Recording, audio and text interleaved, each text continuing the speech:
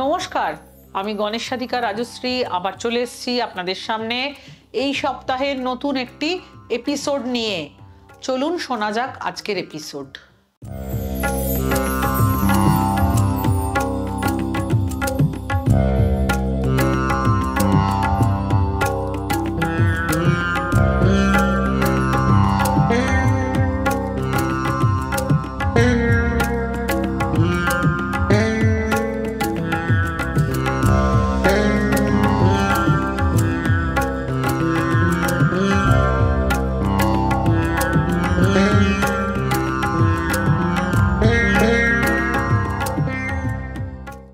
হোলি কেবল রঙের উৎসব নয়, বরং এটি সৌভাগ্যকে আমন্ত্রণ জানানো এবং নেতিবাচক শক্তিকে দূরে রাখার জন্য একটি গুরুত্বপূর্ণ উপলক্ষ হিসেবেও বিবেচিত হয়।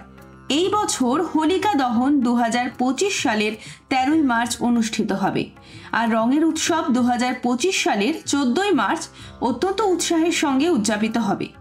হোলিকা দহন মন্দের ওপর ভালো জয়ের প্রতীক এবং এই দিনে নেতিবাচকতা দূর করার জন্য বিভিন্ন ব্যবস্থা নেওয়া হয়। ধর্মীয় ও বাস্তুশাস্ত্রের দৃষ্টিকোণ থেকেও এই দিনটিকে অত্যন্ত শুভ বলে মনে করা হয়।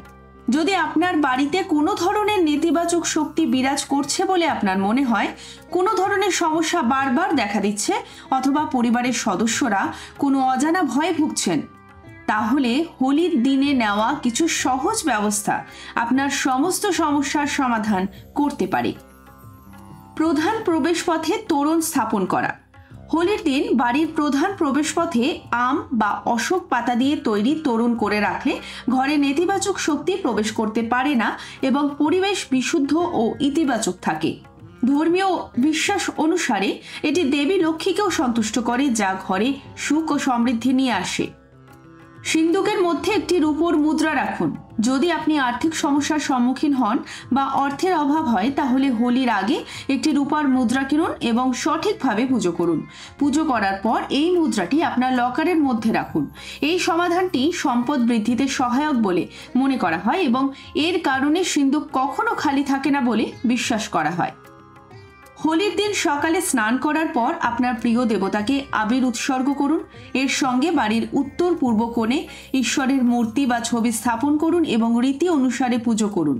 এই প্রতিকার গ্রহগত ত্রুটি দূর করে এবং বাস্তু ত্রুটির কারণে সৃষ্ট নেতিবাচক প্রভাব দূর করতে সহায়ক।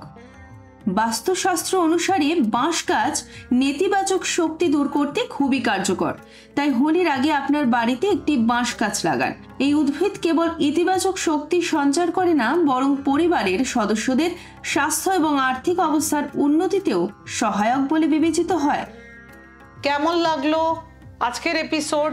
যারা ইউটিউবে দেখেছেন তারা আমার অনুষ্ঠান গণেশ সাধিকা রাজশ্রীকে লাইক করুন, শেয়ার করুন এবং সাবস্ক্রাইব বেল আইকনটি প্রেস করে সাবস্ক্রাইব করে রাখুন, যাতে নিত্য নতুন অনুষ্ঠানের নোটিফিকেশন সবার আগে পেতে পারেন।